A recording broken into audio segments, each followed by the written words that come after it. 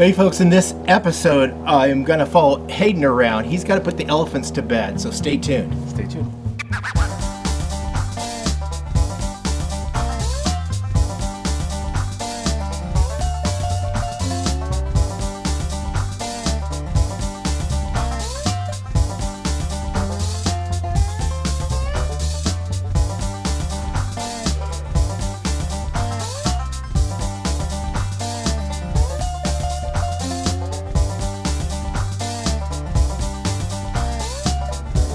Hello, welcome back to Southern Oregon Safari. And we're the Buffalo Road. I'm Jerry. I'm Hayden. And Hayden's got some work to do. The night is falling, as you can see, the sun's setting on the ranch here. And Hayden's got to go put the elephants to bed. Yes, we do that 7 days a week. So when you get them out in the morning, you sometimes let them free range and forage on whatever's on the ranch? The morning, it depends on whether it's winter or summer, because the temperature. So winter mornings, we leave them in a little later. They get out of bed around 10 o'clock, because otherwise it's too darn cold to wait until the sun's coming up, or at least the temperature gets above 45 to 50. They wind up getting their morning water. First thing, we give them their water in the morning, and that's heated water. So when they're out during the day, if it's cooler than 50, they got a nice belly full of warm water. It's like drinking a bunch of hot cocoa before you go out to work, or hot coffee. So we fill their bellies up with some nice warm water. They get a bath. If it's really cold, what we do is we just hot water bath their feet and legs, just to wash any urine off, any fecal matter off their feet, keep their feet clean, because you want to keep those feet healthy and you want to keep the skin healthy. So, only in the summertime we give them really full body baths. If sometimes we're lucky and we get weather above 60 degrees in the winter, then I can give them a full body bath with warm water. But the skin needs to be cared for every day, and so those feet. Then they basically go outside, get kicked out to the corral for the day, where we put out about 150 pounds of buckbrush, which is the round or small leaf ceanothus that grows all over the valley. And it's very similar to what they would eat in Africa, believe it or not. It's very similar to like a thorny acacia, which is their favorite food. Oh. Now, it's not related to thorny acacia, but when you look at it, it's very similar in a lot of ways, and then nutritionally, it's really healthy diet for them. We actually have found many nutritional studies, believe it or not, that the state of Oregon did on this plant. The university did a bunch of studies on the nutrients. Our tax-paying dollars paid probably millions of dollars to find out how much nutrition's in this food that the deer like to eat, and that's why it's called buckbrush. We call it buckbrush because deer love it and they eat it like crazy. When we moved here originally, the elephants were just chowing down on it, and I kept saying, "What is this plant they love so much?" And I found that after studying it, I'm like, this is really a healthy alternative for them. And instead of feeding them hay, 24/7, which is like us eating TV dinners, because hay, as you know, when you cut grass or any kind of vegetable or anything that you eat, once you cut it, it's dead. It oxidizes over time and it loses its nutritional value. So hay is really a dead food. It's like dog food. It doesn't have any life left in it. It's oxidating every day and losing its nutritional value. But the buckbrush we cut every day, every morning. We cut about 300 pounds a day. Okay, and so that's the first thing to do is they get their buckbrush when they go out, and they chow on that all day. And also, it stimulates them mentally, because hay, when it's just on the ground, it's just hay, they just stand in one spot and scoop it in their mouth. It's very boring. Elephants are foragers, and so they need to hunt and gather and pick, and they're looking for what they like. And so leaving these whole buckbrush plants with the leaves on the plant itself or on the branches, they sit there and break it up, and they look for the certain leaves, and they're looking for the new shoots, and they eat. After they're done, they eat the whole thing. But it's just way more stimulating for them to sit there and eat on buckbrush than it is just a pile of hay in front of them. So it's really healthy psychologically as well. It's much more natural for them. Now, once you get them out of the corral and get them settled in their barn at night, you supplement their feed with more. Yeah, so they get buckbrush at night as well. So they get some in the morning, and then they get buckbrush at night with their hay, and then they get a bale of hay. So they're eating about 350 pounds of food a day each. Okay. Drinking about 150 gallons of water a day each, especially in the summertime. But they get more buckbrush, they get their hay, and then we give them the supplement, which is a bunch of different grains. The supplement we feed is actually an elephant supplement. It's made for elephants in zoos, for captive elephants. Okay. And it's scientifically formulated by actually a company that's owned by Purina. And that's what they do, is they create this food for zoo animals, and it's distributed all over all the zoos in the world. And we buy that, they get that, then they also get beet pulp shreds, which is really healthy for the gut. They get bran, which is also very healthy for the gut, and they get a mineral salt, a trace mineral salt with lots of different minerals in it. And that's their night thing. And then a couple of days a week, we try as much as we can to cut them loose and just let them free range and free graze when we can watch them. But they have to be babysat when we do that. You can't can't do that on the honor system with these guys. No. But we like to cut them loose and let them just be elephants. It also depends really on how wet or muddy it is. When it's really muddy, it's a little slippery, so in the wintertime they get a little less out time unless the ground's dry, because I don't want a 9,000-pound elephant on the side of a hill to slip and fall. That could be lethal to an elephant. So, I mean, they do it in the wild, but we don't risk it. So we try to, we don't bubble wrap them, but we do protect them. You're a good caretaker. Yeah, we try our best. Well, you know, they're a rare creature, and they're very valuable, and they're very valuable to us. They're our family. And the last thing we want to do is have a serious injury for an animal. So we try to protect them that way. So let's follow Hayden on bringing the elephants in from the paddock and putting them in the barn for the night. Let's go see what it looks like.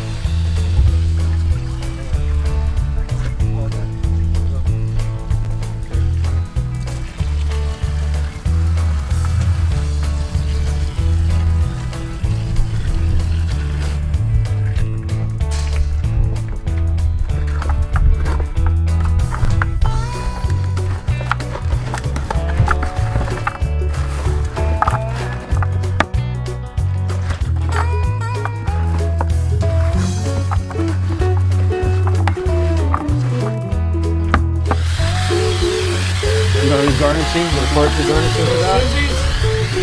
Little parts of garnish.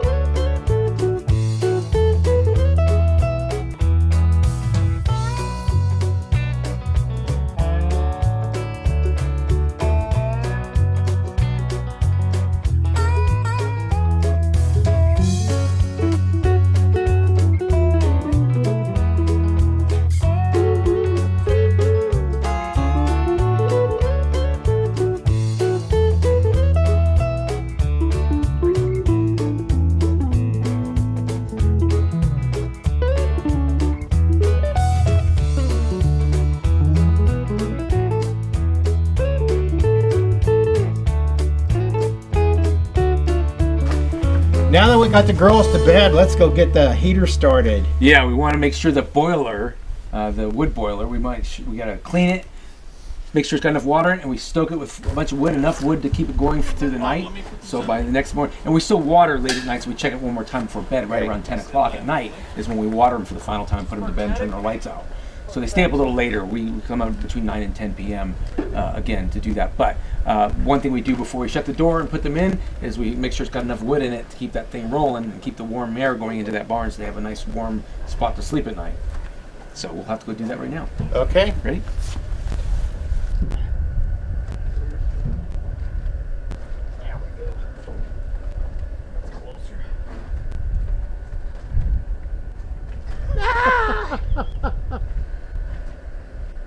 Incinerate. Crispy Ken.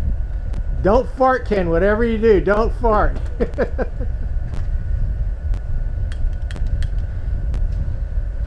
All right.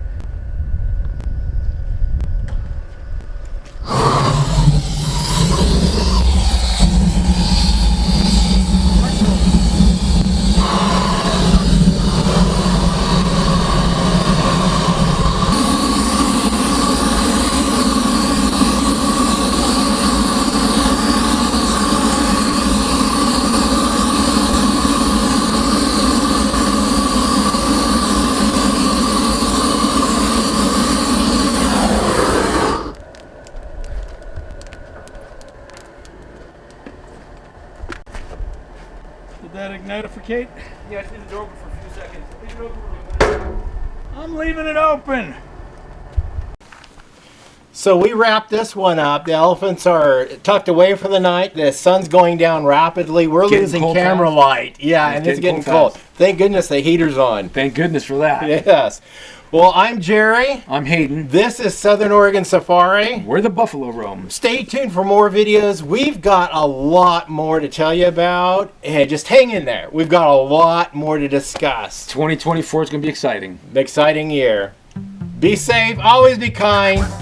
Bye-bye.